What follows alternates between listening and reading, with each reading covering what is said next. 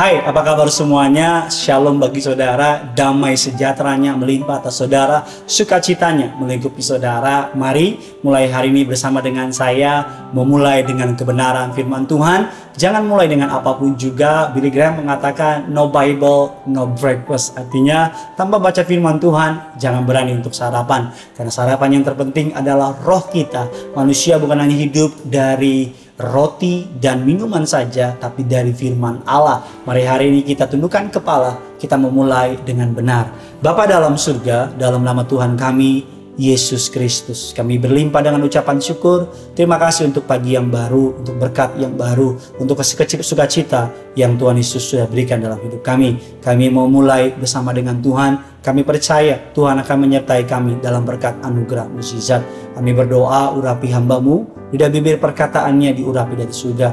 Pakai dia untuk menjadi berkat. Nama-Mu Tuhan yang dipermuliakan. Berkati agar sepanjang hari ini hari berkat, hari mukjizat, hari anugerah, hari jawaban doa bagi setiap umat-Mu yang mengasihi Tuhan. Dalam nama Tuhan Yesus, setiap kita yang siap diberkati, sama-sama kita katakan amin. Haleluya. Walaupun tadi doanya rada kelibet, terlalu semangat untuk memberkati saudara. Kita buka kebenaran firman Tuhan. Hari ini temanya hampir kelupaan saudara. Mengapa Tuhan mengasihi saya? Pernahkah saudara berpikir, mengapa sih Tuhan sweet banget sama saudara? Mengapa sih Tuhan begitu mengasihi saudara? Bahkan mengapa sih Tuhan sampai rela mati di kayu salib buat saudara? Saya pelajari mengapa Tuhan begitu mengasihi saudara. Karena yang pertama dalam Kejadian 1 ayat yang ke-27. Yuk sama-sama kita baca. Kejadian 1 ayat yang ke-27 mengatakan demikian. Adillah saudara, maka Allah menciptakan manusia itu menurut gambarnya, menurut gambar Allah diciptakannya dia, laki-laki dan perempuan diciptakannya lah mereka. Allah menciptakan saudara dari image of God. Terjemahan aslinya menggunakan kalimat imago Dei. Artinya mengapa Allah mengasihi saudara? Yang pertama, karena kita diciptakan dari rupa dan gambar Allah.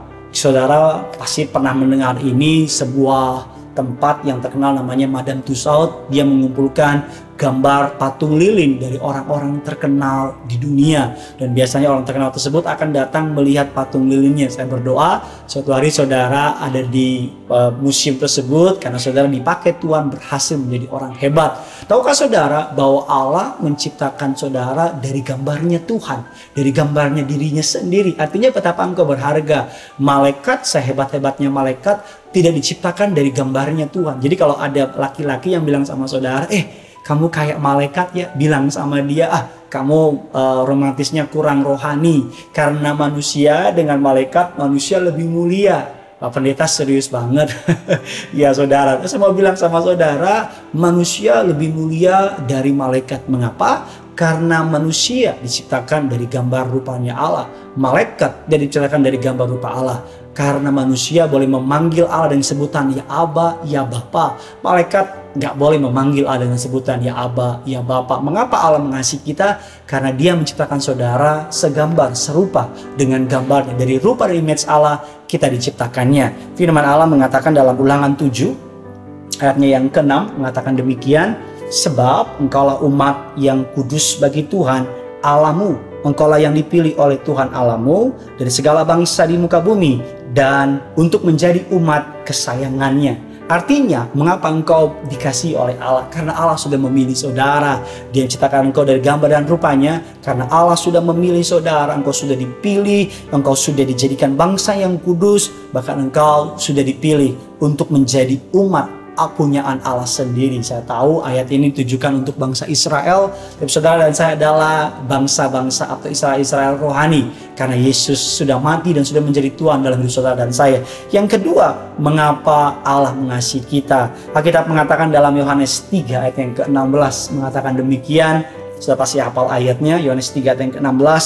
Karena begitu besar kasih Allah akan dunia ini, sehingga ia telah mengaruniakan anaknya yang tunggal, supaya setiap orang yang percaya kepadanya tidak binasa, melainkan beroleh hidup yang kekal.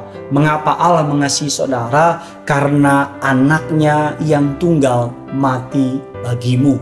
Dia mati di atas kayu salib bukan karena dosanya, bukan karena pelanggarannya, bukan karena dosa atau kegagalannya, tapi dia mati di kayu salib karena dia begitu mengasihimu. Di atas kayu salib, Yesus berkata, "It is finished," sudah selesai.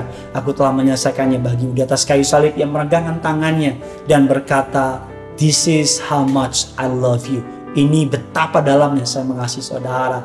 Jangan mau tinggalin Yesus karena pria, atau karena wanita, atau karena harta benda di dunia. Karena semua akan meninggalkan saudara. Tuhan tidak pernah meninggalkan saudara. Alkitab katakan yang terakhir, mengapa Allah mengasihi saudara. Yesaya 43 ayat yang keempat mengatakan demikian.